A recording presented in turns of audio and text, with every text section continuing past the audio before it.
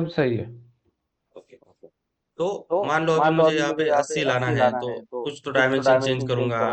फिर चेंजेस करने के बाद उसको पता चलेगा कि हाँ यार मेरे यहाँ पे 80 आ गया, मेरा काम हो गया ऐसे। तो ये रेफरेंस तभी काम आता है आपको, रेफरेंस डायमेंशन। जब आप दो तीन चीजें साइड की चेंज कर रहे हो और आपको, मतलब मान लो मैं यहाँ पे एग्जैक्ट इसको चेंज नहीं कर सकता, मुझे यहाँ पे वो डायमेंशन चाहिए बाकी के डायमेंशंस को चेंज करने के बाद, ऐसा। तो अभी आगे जाते हैं। अभी आगे है आर्क है। अब अभी लाइन भी है। अभी ये लाइन आप सिर्फ लाइन ले सकते हो, यहाँ से यहाँ मैंने लाइन ले लिया, 2 पॉइंट में लाइन डाल दिया। वो लाइन कमांड चली जाती है उसके बाद, जैसे आपने एक ड्रॉ किया, 2 ड्रॉ किया, एस्केप कर देना है, एक से एस्केप, 3 ड्रॉ किया, 4 ड्रॉ किया, जिसे आप जिसे आप एस्केप करोगे, एस्केप करोगे, आपका कमांड आपका चला कमांड जाएगा। चला जाएगा। और और दूसरी बात, दूसरी बात, अभी मुझे अभी मुझे एस्केप से एस्केप याद से आया याद कि आया जब भी कि आप जब कोई भी आप कोई कमांड लेते कमांड हो, लेते हो, अ, मान लो मान लो एक्सट्रूड कमांड एक्सक्यूट है, कमांड है, यहाँ पे दो यहाँ पे बटन्स दो होते बटन्स हैं, होते हैं, कोई भी कोई कमांड भी में, बहुत कमांड में, सारी बहुत कमांड्स सारी में दो कमांड्स में बटन दो होते हैं, बटन्स होते हैं, okay and okay and apply. Apply. हम्म।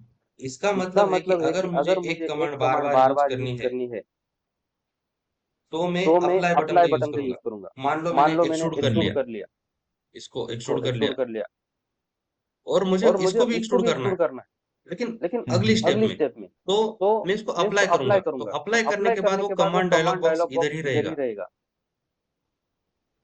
और मैं और मैं सिलेक्ट कर सिलेक्ट सकता कर हूँ सकता दूसरा। हूँ दूसरा। अगर मैं अगर ओके मैं कर ओके देता कर हूँ, देता अब हूँ, देखिए, अब अब देखिए, मैंने अब दूसरा मैंने एक्सट्रूड दूसरा कर लिया, एक्सट्रूड अब कर मुझे लिया, अब तीसरा मुझे कुछ तीसरा एक्सट्रूड कुछ करना एक्सट्रूड नहीं है, करना नहीं है, तो इसमें मैं तो इसमें ओके मैं कर ओके दूंगा, कर दूंगा, तो वो चला तो वो गया। चला गया।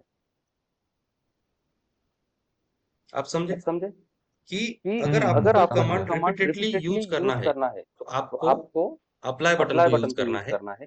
बहुत सारे बहुत कमांड्स सारे में ऐसे कमांड्स में आता ऐसे है जो आता है जो रिपीटेडली यूज रिपीटेडली होती यूज है, होती है, ठीक है। ठीक है। अब एज अब ब्लेंड आ एज गया, ब्लेंड आ गया, अप्लाई और अप्लाई ओके, और अप्लाई ओके, और ओके। अप्लाई और ओके। तो जब आपको जब एक ही आपको टाइम एक पे ही यूज टाइम पे करना है यूज तो आप करना है, तो ओके आप कर दो, ओके कर वो दो, कमांड वो चली कमांड गई। चली गई। लेकिन आपको लेकिन आपको multiple time multiple use time करना यूज है तो करना है, आपको तो आपको अप्लाई बटन को अप्लाई यूज बटन को करना है। यूज करना है।